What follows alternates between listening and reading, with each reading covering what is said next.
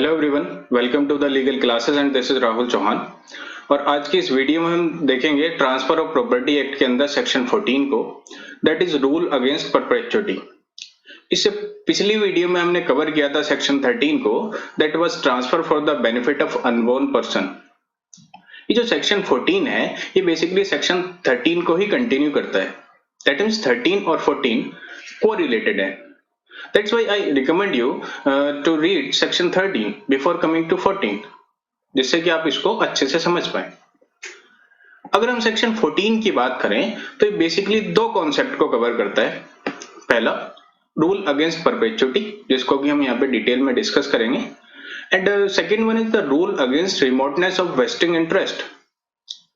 सो जैसा हमने सेक्शन 13 में पढ़ा था कि जब किसी प्रॉपर्टी का ट्रांसफर होता है किसी अनबोर्न पर्सन के बेनिफिट के लिए, तो जो ट्रांसफरर है पहले उस प्रॉपर्टी का इंटरेस्ट क्रिएट करता है किसी लिविंग पर्सन में,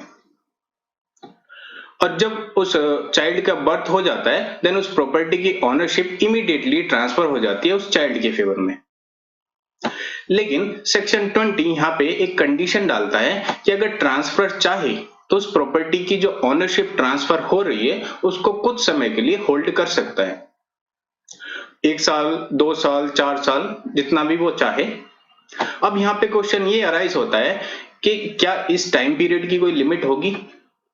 तो इसका आंसर देता है सेक्शन 14। सेक्शन 14 कहता है कि जो ट्रांसफरर है उस प्रॉपर्टी की ओनरशिप के ट्रांसफर को मैक्सिमम होल्ड कर सकता है जब तक कि वो चाइल्ड अपनी मेजोरिटी को अटेन नहीं करता है, नॉर्मली जिसको कि हम 18 ईयर बोलते हैं, या फिर अगर गार्जियनशिप एंड वार्ड एक्ट के हिसाब से देखें तो वो 21 ईयर हो सकता है। तो 18 या 21 ईयर जो भी एप्लीकेबल होगा उस टाइम पीरियड तक ट्रांसफर उस ओनरशिप जो ट्रांसफर हो रही है प्रॉपर्टी की उसको होल्ड कर सकता है। इससे ज्यादा अगर वो होल्ड करता है तो पूरा का पूरा जो ट्रांसफर है वही वॉइड होगा। अब हम बात करते हैं रूल अगेंस्ट परपेचुइटी की। तो पहले ये समझ लेते हैं कि परपेचुइटी का क्या मीनिंग होता है। अगर यहाँ पे लिटरल मीनिंग की बात करें तो परपेचुइटी का मीनिंग होता है for ever, for indefinite period, एक ऐसी चीज जो हमेशा चलती रहे, एक अनंत काल तक चलती रहे, जनरेशन टू जनरेशन उसका ट्रांसफर हो, पीढ़ी दर पीढ़ी, पुश्त दर पुश्त चलती रहे। एंड एज यू नो कि जब हम प्रॉपर्टी एक्ट में इसको पढ़ रहे हैं तो हम यहाँ पे बात कर रहे हैं प्रॉपर्टी का ट्रांसफर, जो कि एक पीढ़ी से दूसरी पीढ़ी फिर तीसरी चौथी ऐसे ट्रांसफर हो रहा है। तो सेक्शन 14 इसी को लिमिट करता है। सेक्शन 14 कहता है that transfer can not transfer the property for ever through same transaction, कि जो ट्रांसफरर है वो एक ही ट्रांजैक्शन में किसी प्रॉपर्टी को हमेशा के लिए ट्रांसफर नहीं कर सकता। अब हमेशा के लिए ट्रांसफर करने का क्या मतलब हुआ कि मान लो ए ने प्रॉपर्टी ट्रांसफर की अपने सन को, और फिर वहां पे क्लोज मेंशन कर दिया कि जब वो सन मर जाएगा उसके बाद उसके बेटे, फिर उसके बेटे, फिर उसके बेटे को ये प्रॉपर्टी ट्रांसफर होती चली रहेगी। अब इससे होगा क्या कि वो जो पूरी प्रॉपर्टी है वो उसी पूरे खानदान के अंदर घूमती रहेगी, उससे बाहर ही नहीं निकल पाएगी। तो सेक्शन 14 कहता है कि ट्रांसफर के पास में ये राइट नहीं है कि वो प्रॉपर्टी को बांध के रख सके। एक पॉइंट ऐसा होना चाहिए कि जब प्रॉपर्टी का ट्रांसफर एब्सोल्यूट तौर पे हो जाए और जो पर्सन उसको एब्सोल्यूटली रिसीव कर रहा है वो उस प्रॉपर्टी को जैसा चाहे वैसा यूज कर सके। वो चाहे उसका मॉर्गेज करे, लीज पे उसका ट्रांसफर करे, या किसी थर्ड पर्सन को वो ट्रांसफर कर दे। ये सेक्शन 14 कहता है। नेक्स्ट यहाँ पे क्वेश्चन अराइज होता है कि भाई प्रॉपर्टी में ये परपेचुइटी अराइज कैसे होती है। सो प्रॉपर्टी में परपेचुइटी अराइज होने के दो तरीके होते हैं। पहला कि जब ट्रांसफर प्रॉपर्टी का ट्रांसफर कर रहा है उस समय वो ऐसा कोई क्लोज डाल दे कि जो ट्रांसफरी उस प्रॉपर्टी को रिसीव कर रहा है वो उस प्रॉपर्टी को आगे कभी ट्रांसफर ही ना कर सके, या वो वहां पे ऐसा कोई क्लोज डाल दे कि जो प्रॉपर्टी है उसका लाइफ इंटरेस्ट के तौर पे ट्रांसफर होता रहे। तो ये जो पहली कंडीशन है जहां पे ट्रांसफर जो है वो ट्रांसफरी से उसकी पूरी की पूरी पावर ही ले रहा है कि वो प्रॉपर्टी को एलिनेट नहीं कर सकता, फर्दर ट्रांसफर नहीं कर सकता, इसको रोकता है सेक्शन 10। और ये जो फ्यूचर रिमोट इंटरेस्ट का ट्रांसफर हो रहा है इसको प्रोहिबिट करता है सेक्शन 14। सेक्शन 14 कहता है कि किसी भी प्रॉपर्टी को ऐसा नहीं है कि एक ही पीढ़ी के अंदर बस उसका ट्रांसफर होता रहेगा, उस परिवार से बाहर उस प्रॉपर्टी को निकलना होगा, तभी इस प्रॉपर्टी का बेटरमेंट हो सकता है, तभी वो सोसाइटी के लिए भी यूजफुल हो सकती है। नेक्स्ट हम बात करते हैं इस सेक्शन के ऑब्जेक्टिव की। तो सेक्शन 14 जो बनाया गया है इसका मेन ऑब्जेक्टिव था कि जो प्रॉपर्टी का ट्रांसफर हो रहा है वो फ्रीली हो सके। ऐसा ना हो कि जो प्रॉपर्टी है वो किसी एक लिमिटेड रीजन में उसका ट्रांसफर होता रहे। अगर ऐसा होगा तो इससे होगा क्या कि जो प्रॉपर्टी है उसका बेटर वे में इस्तेमाल नहीं हो पाएगा और साथ में रेवेन्यू के टर्म में भी इसको लॉस होगा। एज यू नो कि जब किसी प्रॉपर्टी का ट्रांसफर होता है तो वहां पे उसका रजिस्ट्रेशन कराना पड़ता है, वहां पे कोई स्टाम्प ड्यूटी वगैरह लगती है जो कि टैक्स के तौर पे पैसा जाता है गवर्नमेंट के पास में। उसी पैसे का गवर्नमेंट इस्तेमाल करती है पब्लिक के वेलफेयर के लिए, सड़कें बनाने में, रेलवे लाइन बिछाने में या जो दूसरी बेसिक फैसिलिटीज होती हैं उनको प्रोवाइड कराने में। अगर प्रॉपर्टी का ट्रांसफर ही नहीं होगा तो गवर्नमेंट को रिवेन्यू नहीं मिल पाएगी और अगर गवर्नमेंट को रिवेन्यू नहीं मिलेगी तो गवर्नमेंट पब्लिक के वेलफेयर के लिए उसको कैसे इस्तेमाल कर पाएगी। तो सेक्शन 14 बेसिकली कहता है कि जो प्रॉपर्टी है वो फ्रीली मूव करती रहनी चाहिए। साथ में जो ट्रांसफर है, ट्रांसफर के पास में ये पावर नहीं होनी चाहिए कि वो उस प्रॉपर्टी को बांध के रख सके। हाँ, इतना जरूर है कि जो ट्रांसफर है वो कुछ पीढ़ियों तक उस प्रॉपर्टी को होल्ड कर सकता है। वो ऐसा कोई क्लोज वहां पे अटैच कर सकता है 1 या 2% के फेवर में लाइफ इंटरेस्ट को क्रिएट करके कि 2 पीढ़ी या 3 पीढ़ी तक वो जो प्रॉपर्टी है वो उसी खानदान के पास में रहे, लेकिन ऐसा हमेशा के लिए नहीं होना चाहिए। नेक्स्ट हम बात करते हैं इसके एक्सेप्शंस के बारे में। तो सेक्शन 14 के एक्सेप्शन दिए गए हैं सेक्शन 18 में। सेक्शन 18 उन केसेस के बारे में डिस्कस करता है जहां पे ये रूल अगेंस्ट परपेचुइटी एप्लीकेबल ही नहीं है। वो क्या है? For the benefit of public, अगर प्रॉपर्टी का ट्रांसफर पब्लिक के वेलफेयर के लिए हो रहा है, मान लो गवर्नमेंट उसको टेक ओवर कर रही है सड़कें बनाने के लिए, तो ये ट्रांसफर पूरी तरीके से वैलिड रहेगा। या प्रॉपर्टी का ट्रांसफर हो रहा है for the advancement of religion. Religion advancement से मतलब क्या होगा कि मान लो प्रॉपर्टी का ट्रांसफर किया जा रहा है कोई मंदिर बनाने के लिए, मस्जिद बनाने के लिए या कोई दूसरा रिलीजियस प्लेस बनाने के लिए, नॉलेज के रिगार्डिंग कोई स्कूल कॉलेज सेटअप करने में या कोई लाइब्रेरी बनाने के लिए, कॉमर्स हेल्थ सेफ्टी पर्पस के लिए, कोई हॉस्पिटल कंस्ट्रक्ट करने के लिए या किसी ऐसे दूसरे पर्पस में जो कि पब्लिक के वेलफेयर के लिए, वहां पे सेक्शन 14 उसको प्रोहिबिट नहीं करता है।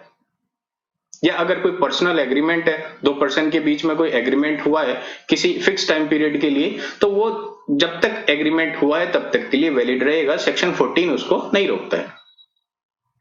चार्ज अगर कहीं पे क्रिएट हो रहा है या प्रॉपर्टी मॉर्टगेज का कोई केस बनता है या लीज का कोई केस बनता है, वहां पे भी सेक्शन 14 बिल्कुल भी ऑब्स्ट्रक्शन नहीं करता है।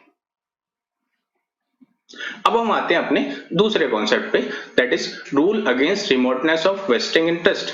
सो जैसा अभी हमने डिस्कस किया कि सेक्शन 13 में जब हमने देखा था कि जब प्रॉपर्टी का ट्रांसफर अनबोर्न पर्सन के बेनिफिट के लिए हो रहा है तो ट्रांसफरर वहां पे ऐसा कोई क्लोज डाल सकता है कि प्रॉपर्टी अनबोर्न पर्सन के पास पहुंचने से पहले कुछ लिविंग पर्सन के पास में रहे, यानी कि ट्रांसफर उनके बिहाफ पे कोई लाइफ इंटरेस्ट क्रिएट कर सकता है।